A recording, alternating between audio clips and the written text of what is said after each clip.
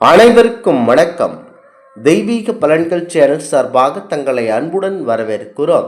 இன்று நம் காணொளியில் காண விரும்புவது சந்திர கிரகணம் அன்று கட்டாயம் வணங்க வேண்டிய தெய்வங்கள் என்ன என்பதை பற்றி இந்த காணொளியில் பார்க்கலாம். வாருங்கள் காணொளிக்கு செல்லலாம்.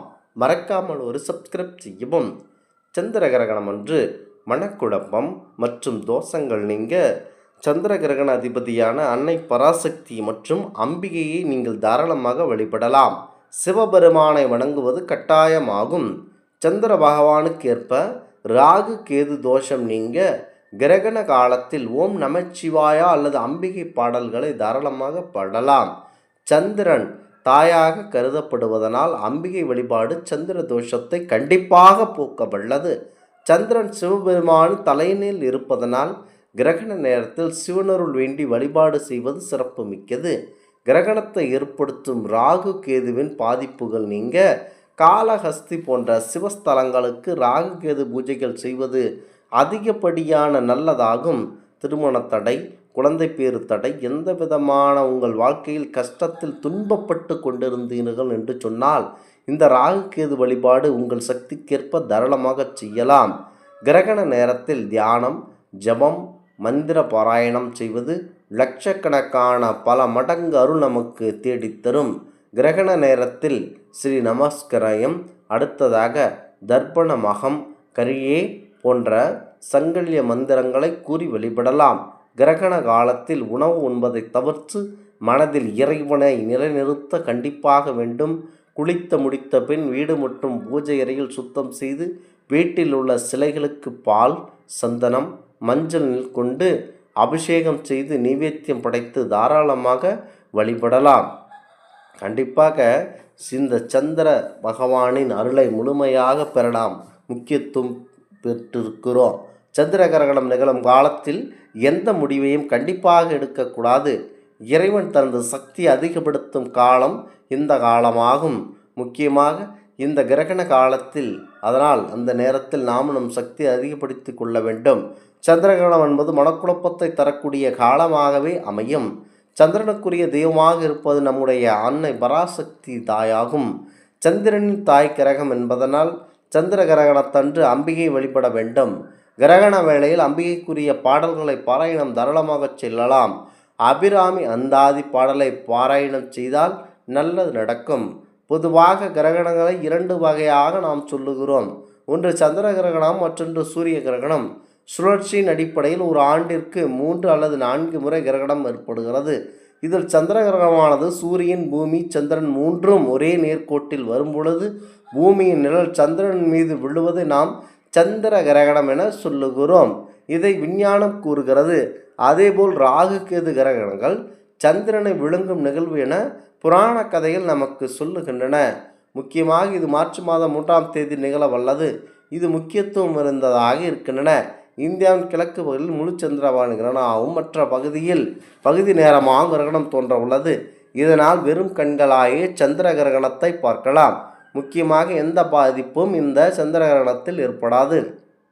விஞ்ஞானம், புராணம் தாண்டி இதை உளவியல் ரீதியாகவும் தொடர்புபடுத்தி பார்க்கலாம். நவகிரகங்கள் ஒவ்வொன்றும் நமது உடலில் ஒவ்வொரு பகுதியாக தொடர்பு கொண்டதாக இருக்கின்றன. அந்த வகையில் சந்திரன் நமது மனதோடு தொடர்புடைய கிரகமாக உள்ளது. இதனால்தான் சந்திரனை மனோகாரகன் என சொல்லுகிறோம். அப்போது ஜாதக ரீதியாக சந்திரன் சரியான நிலையில் அமர்ந்திருந்தால் மட்டுமே தான் ஒருவர் தெளிவான மனநிலையில் இருக்க முடியும். சந்திரன் சரியான இடத்தில் இல்லை என்றால் குழப்பமான மனநிலை உடனே அல்லது மனநிலை சரியில்லாதவராகவோ இருப்பார்கள். சந்திரனை தாய் கிரகம் என்று சொல்லலாம். ஒருவரின் தாயை பற்றியும் தாயின் ஆரோக்கியம் பற்றியும் தாய் வீட்டில் இருந்து வரக்கூடிய சொத்துக்கள் பற்றியும் தெரிந்து கொள்ள வேண்டுமானால் அதற்கும் சந்திரன் சரியான நிலையில் இருக்க வேண்டும் என்பதை நினைத்து கொள்ள வேண்டும். சந்திர கிரகணம் நிகழும் காலத்தில் எந்த ஒரு முடிவும் கண்டிப்பாக எடுக்கக்கூடாது. இறைவன் தனது சக்தி அதிகப்படுத்தும் காலம் இந்த கிரகண காலம். அதனால் இந்த நேரத்தில் நாம் நமது சக்தி அதிகப்படுத்தி கொள்ள வேண்டும். சந்திர கிரகணம் என்பது மனக்குழப்பத்தை தரக்கூடிய காலமாக அமையும். அதனால் எந்த நேரங்களில் செய்வதை விட கிரகண நேரத்தில் மந்திரம் கூறி வழிபாடு செய்வது நல்ல பலனை தரவல்லது. தெளிவாக நீங்கள் முக்கியமாக இந்த கிரகணம் நேரத்தில் தான் முடிவுகள் எதுவும் எடுக்கக்கூடாது. இந்த கிரகண நேரத்தில் வழிபாடு செய்ய வேண்டுமென்றால் சந்திர வழிபாடு செய்ய வேண்டும் என்று அர்த்தமில்லை. சந்திரன் என்பவர் நவ கிரகங்கள் ஒருவர் மட்டுமே. அந்த கிரகத்தை இயக்கும் தெய்வத்தை மட்டுமே நாம் வணங்குவது சரியாக இருக்கும். அப்படி சந்திரனுக்குரிய தெய்வமாக இருப்பது அன்னை பராசக்தி. சந்திரனை தாய் கிரகம் என்பதனால் சந்திர கிரகணத்தன்று அம்பிகையை வழிபட வேண்டும். கிரகண வேளையில் அம்பிகைக்குரிய பாடல்கள் பாராயணம் செய்யலாம். அபிராம எந்தாதி பாடல்களை தாராளமாக வழிபடலாம். கிரகண நேரத்தில் பூஜை அறை பூட்ட வேண்டாம். கிரகண நேரத்தில் பூஜை அறை பூட்ட வேண்டும் என்பதனால் வீட்டில் ஏதாவது ஒரு இடத்தில் அமர்ந்து நாம் அந்த இறை நாமத்தை பாராயணம் செய்யலாம். இப்படி கூறுவதன் மூலம் நமக்கு பல மடங்கு, பல ஆயிரம் மடங்கு ஆற்றல் அதிகரிக்கும். அம்பிகை மட்டுமல்ல, சந்திரன் மடியில் ஏந்தி கொள்ளாமல் முடியில் சூடிய சந்திர மௌலீஸ்வரராக காட்சி கொடுத்த சிவபெருமானையும் இன்றைய தினத்தில் வழிபடலாம். சிவனுக்குரிய மந்திரங்களையும் சொல்லலாம். மகா மிருத்யுஞ்சய மந்திரத்தை 108 முறை தாராளமாக சொல்லலாம்.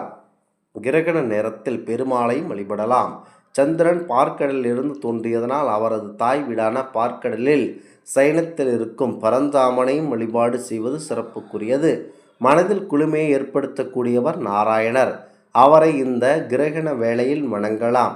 மற்ற மந்திரங்கள் சொல்ல முடியாதவர்கள் ஓம் நமோ நாராயணாய, ஓம் நமச்சிவாய எனும் அனைவருக்கும் தெரிந்த எளிமையான மந்திரங்களை சொல்லி தாராளமாக இறைவனை வழிபடலாம். இந்த ஆன்மீக தகவல் உங்களுக்கு பிடித்து இருந்தால் தெய்வீக பலன்கள் சேனலை கண்டிப்பாக சப்ஸ்கிரைப் செய்து கொள்ளவும்.